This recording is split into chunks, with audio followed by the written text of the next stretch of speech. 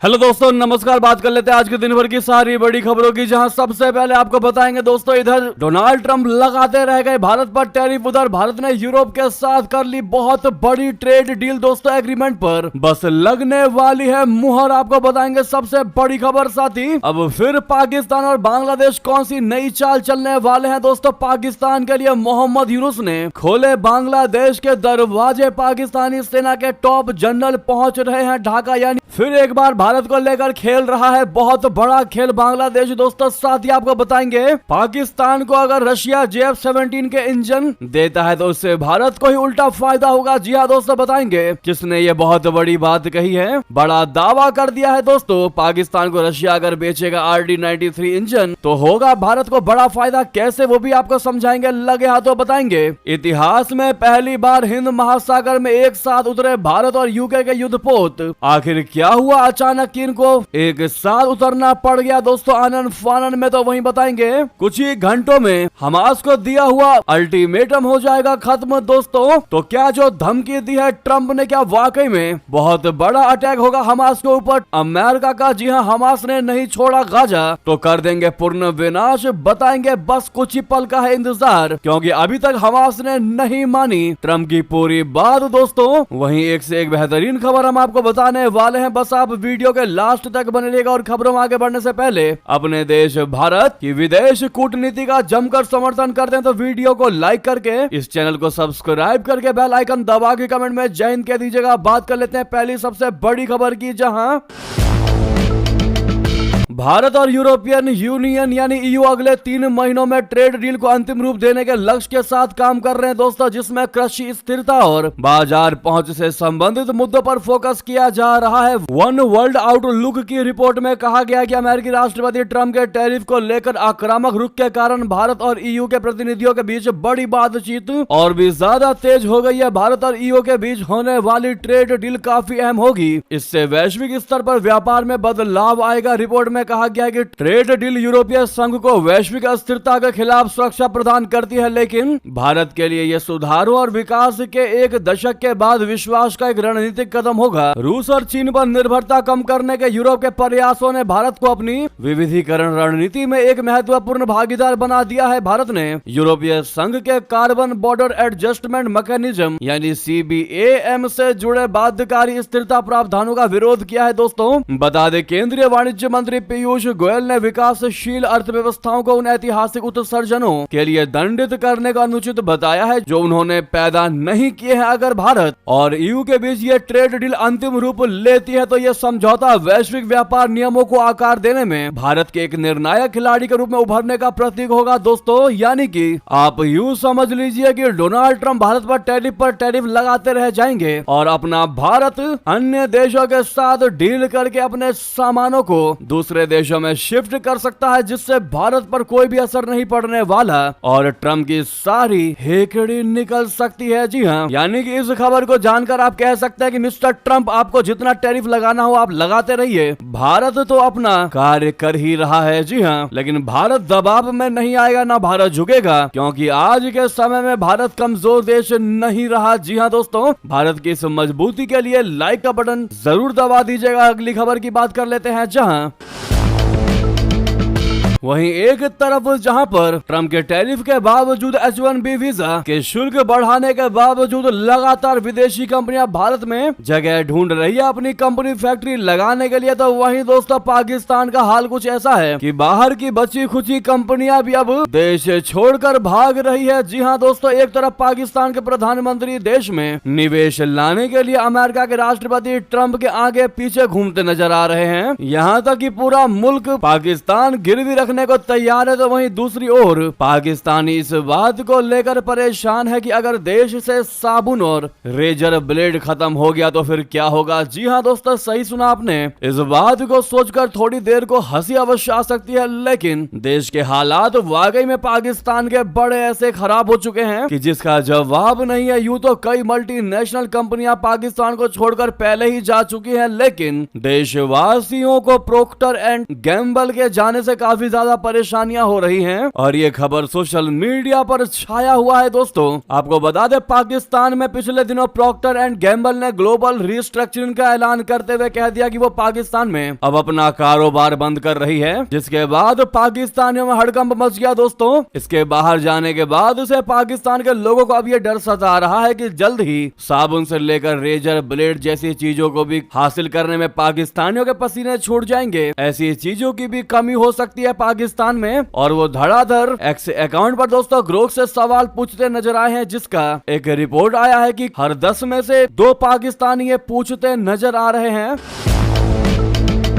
कि अप्रैल 2022 से अब तक कितनी और अंतरराष्ट्रीय कंपनियां पाकिस्तान छोड़ चुकी हैं या फिर आने वाले समय में पाकिस्तान छोड़ेंगी। हालांकि देश के कुछ लोग ऐसे भी हैं जिन्हें बढ़ती बेरोजगारी और रोजमर्रा की आवश्यकताओं की चीजों तक पहुंचने में बढ़ती कठिनाई को लेकर गहरी चिंता है। फिलहाल दोस्तों इन पाकिस्तानियों को रेजर ब्लेड और साबुन की चिंता ज्यादा सता रही है, लेकिन असली मुद्दा इसके पीछे क्या कारण है, पाकिस्तानी भी दोस्तों इस पर बात नहीं कर पा रहे कि कम से कम शहबाज शरीफ और आसिम मुनीर को घेरें कि तुम्हारे नेतृत्व में ही पाकिस्तान में विकास तो छोड़ो, जो बची खुची कंपनियां थी वो भी देश छोड़कर भाग रही हैं, और तुम क्या निवेश लेकर आओगे देश में। अब तो पहले से बची कंपनियां भी नहीं रही पाकिस्तान में। जी हाँ दोस्तों, तो ये स्थिति, ये हाल है पाकिस्तान का। काफी ट्रेंड कर रहा था ये खबर दोस्तों, हमने आपको बता दिया। अब आपकी इस पर क्या राय है जरूर कमेंट में लिख कर बताइएगा, लेकिन मेरा देश भारत महान लिखना मत भूलिएगा। दोस्तों नेक्स्ट खबर की बात करते हैं, जहां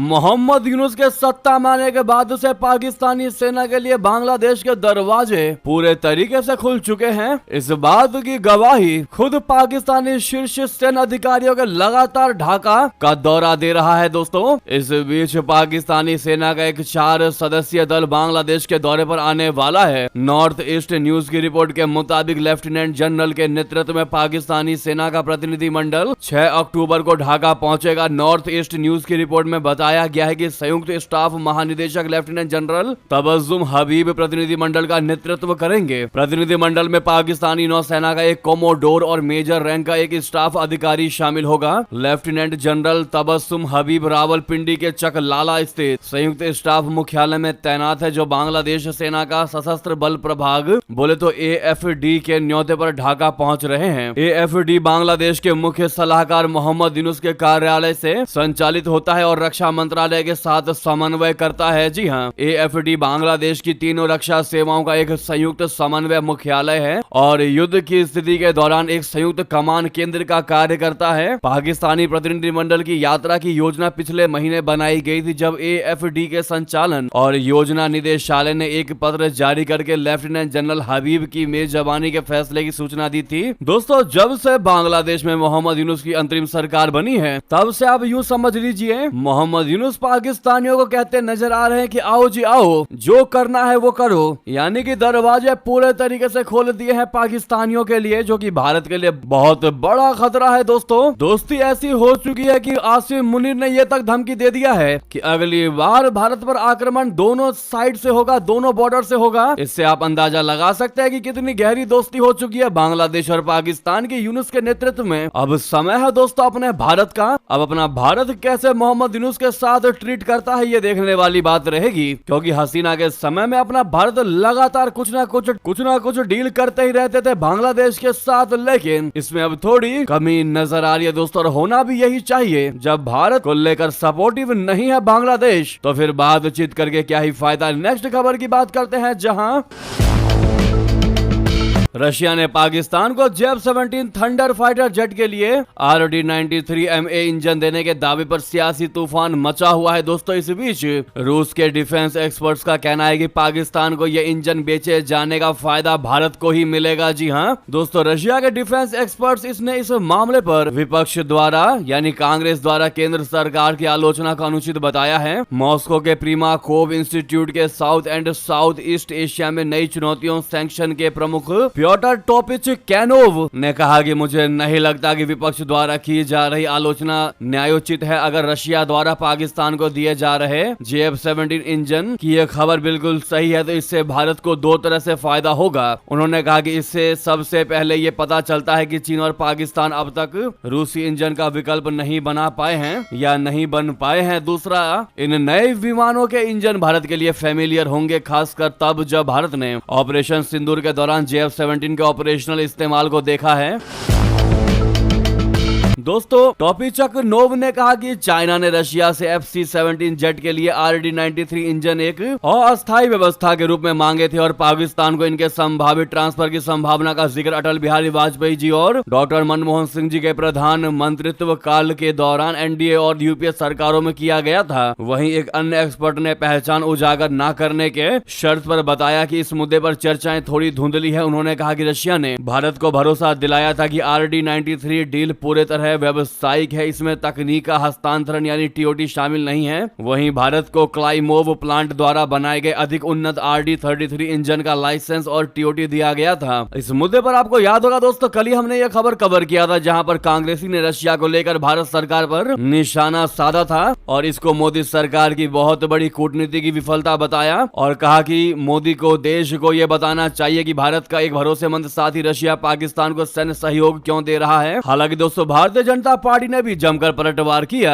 भारतीय जनता पार्टी ने पाकिस्तान को JF-17 जेट इंजन की आपूर्ति पर रशिया के आगे बढ़ने की खबरों को रविवार को गैर जिम्मेदाराना सूचना युद्ध करार दिया और इस मुद्दे को सोशल मीडिया पर उठाने के लिए कांग्रेस की आलोचना की। भाजपा ने कांग्रेस पर भारत के बजाय दुश्मन का पक्ष लेने का आरोप लगा दिया। दोस्तों, बिना कुछ समझे बिना कुछ जाने जो इंस्टेंटली कांग्रेस या विपक्ष का कोई भी नेता भारत की मोदी सरकार को घेरने की कोशिश करती है, जबकि बाद में पता चलता है कि ये खबर तो झूठी थी। ऐसे में इनके इन बिहेवियर पर आपकी क्या राय है दोस्तों, जरूर लिखकर बताइएगा। क्या आपको नहीं लगता कि बिना सोचे समझे कोई भी जवाब देना या बयान देना एक अच्छे इंसान का सिग्नेचर तो नहीं है। नेक्स्ट खबर की बात करते हैं जहां पर इतिहास में पहली बार हिंद महासागर में एक साथ उतरे भारत और यूके के युद्धपोत। दोस्तों, बता दें भारत और यूनाइटेड किंगडम ने पश्चिमी हिंद महासागर में एक बहुत बड़ा संयुक्त समुद्री अभ्यास शुरू किया है। इस अभ्यास का नाम कॉन्कर्ड है। यह अभ्यास 5 अक्टूबर 2025 को शुरू हुआ है। इसमें यूके का कैरियर स्ट्राइक ग्रुप यानी CSG शामिल है। इस ग्रुप का नेतृत्व HMS प्रिंस ऑफ वेल्स विमान वाहक पोत कर रहा है। भारतीय नौसेना का कैरियर स्ट्राइक ग्रुप यानी CSG भी इसमें हिस्सा ले रहा है। भारतीय ग्रुप का नेतृत्व INS विक्रांत कर रहा है। यह इतिहास में पहली बार हुआ है कि ब्रिटिश और भारतीय कैरियर स्ट्राइक ग्रुप एक साथ समुद्री अभ्यास कर रहे हैं। इस अभ्यास का मुख्य लक्ष्य दोनों देशों की नौसेनाओं की समुद्री और हवाई क्षमताओं को बढ़ाना है। यह हिंद प्रशांत क्षेत्र में नियमों पर आधारित अंतर्राष्ट्रीय व्यवस्था को बनाए रखने के लिए भी बहुत जरूरी है। साथ ही ये भविष्य में दोनों देशों के बीच सहयोग की नींव भी रखेगा। यह अभ्यास कुल 4 दिनों तक चलेगा। दोस्तों, इसमें दोनों देशों की पनडुब्बियां और कई तरह के विमान भी शामिल होंगे। इस अभ्यास का मुख्य लक्ष्य दोनों नौसेनाओं की संयुक्त समुद्री और हवाई क्षमताओं को बढ़ाना है। ब्रिटिश उच्चायुक्त लिंडी कैमरन ने इस बारे में अपनी बात रखी। उन्होंने बताया कि भारत और यूके दोनों ही एक स्वतंत्र और खुले हिंद प्रशांत क्षेत्र में विश्वास रखते हैं। जी हाँ, ऐसे में भारतीय नौसेना को आप लोग ऑल द बेस्ट जरूर कहिएगा। नेक्स्ट खबर की बात करें जहां डोनाल्ड ट्रंप की आखिरी चेतावनी, कुछ घंटों में हो जाएगा खत्म, हमास ने नहीं छोड़ा गाजा तो कर देंगे पूर्ण विनाश। बता दें, अमेरिकी राष्ट्रपति ट्रंप ने इजराइल और फलस्तीन के बीच चल रहे युद्ध को रोकने के लिए हमास को कड़ी चेतावनी दी है और इसे आखिरी चेतावनी माना जा रहा है क्योंकि कुछ ही घंटे बाद हमास को दिया गया अल्टीमेटम खत्म होने वाला है। डोनाल्ड ट्रंप ने रविवार देर रात तक हमास को शांति वार्ता के लिए हामी भरने की बात कही थी। राष्ट्रपति ट्रंप ने CNN से कहा कि यदि हमास ने गाजा पर सत्ता और नियंत्रण छोड़ने से इनकार कर दिया तो उसे पूर्ण विनाश का सामना करना पड़ेगा। ट्रंप से पूछा कि यदि हमास सत्ता में बने रहने पर अड़ा रहा तो क्या होगा। इस पर ट्रंप ने कहा कि तब पूर्ण विनाश होगा। ट्रंप का कहना है कि हमें जल्द पता चल जाएगा और समय ही बताएगा कि हमास वास्तव में शांति के लिए प्रतिबद्ध है या नहीं। जब ट्रंप से पूछा गया कि क्या इजराइल के प्रधानमंत्री बेंजामिन नेतन्याहू गाजा में बमबारी अभियान को समाप्त करने और राष्ट्रपति का समर्थन करने के लिए पूरे तरीके से तैयार है, इस पर ट्रंप ने कहा कि हाँ, वो तैयार हैं। उम्मीद है कि उनका युद्ध विराम प्रस्ताव वास्तविकता बन जाएगा। ट्रंप ने कहा कि वह युद्ध विराम लागू करने के लिए कड़ी मेहनत कर रहे हैं। जी हाँ दोस्तों, अब ये देखना होगा कि अब जो कुछ मिनट्स बचे हुए हैं उसके भीतर अगर हमास नहीं मानता है तो क्या वाकई में अमेरिका उस पर हमला करेगा। इसलिए दोस्तों, हमारे खबर पर पहली बार आए हैं चैनल पर तो सब्सक्राइब जरूर कर लीजिएगा हर अपडेट को पाने के लिए और बेल आइकन दबाना तो बिल्कुल भी मत भूलिएगा। अगली खबर की बात करते हैं जहां सैकड़ों इजरायली नागरिक शनिवार को सड़कों पर उतर आए दोस्तों और सरकार से गाजा युद्ध को समाप्त करने और सभी बंधकों को रिहा कराने के लिए समझौता तय करने की अपील कर दी। प्रदर्शनकारियों ने कहा कि उन्हें प्रधानमंत्री बेंजामिन नेतन्याहू पर बिल्कुल भरोसा नहीं है, लेकिन इस बार अमेरिकी राष्ट्रपति ट्रंप की शांति योजना में उम्मीदें जगी हैं। प्रदर्शनकारियों का कहना है कि हम अगवा किए गए लोगों की रिहाई के लिए चिंतित है, हमें युद्ध रोकना है, नेतन्याहू पर बिल्कुल भी भरोसा नहीं है। इन पिक्चर्स में आप देख सकते हैं दोस्तों, हजारों की संख्या में लोग नेतन्याहू के खिलाफ सड़कों पर उतर चुके हैं दोस्तों इजराइल में। वहीं बता दें, रूस और यूक्रेन के बीच जारी संघर्ष अब भयावह स्थिति में पहुंच गई है दोस्तों। एक बार फिर रशिया ने यूक्रेन पर ड्रोन, मिसाइलों और बमों की बौछार कर दी, जिसमें कम से कम 5 नागरिकों की जान चली गई। अधिकारियों के मुताबिक ये एक व्यापक हमला था जिसमें नागरिक सुविधाओं को प्रमुख रूप से निशाना बनाया गया। रविवार सुबह राष्ट्रपति व्लादिमीर पुतिन ने जानकारी दी कि मॉस्को ने यूक्रेन के 9 अलग अलग क्षेत्रों में 50 से अधिक बैलिस्टिक मिसाइलें और करीब 500 ड्रोन लॉन्च किए। क्षेत्रीय अधिकारियों और यूक्रेन की आपदा प्रबंधन एजेंसी के मुताबिक लवीव शहर पर ड्रोन व मिसाइल हमलों में 5 लोगों की मौत हो गई। एजेंसी ने बताया कि कम से कम 4 अन्य व्यक्ति घायल हुए हैं। लवीव के मेयर एंड्री सदोवी ने बताया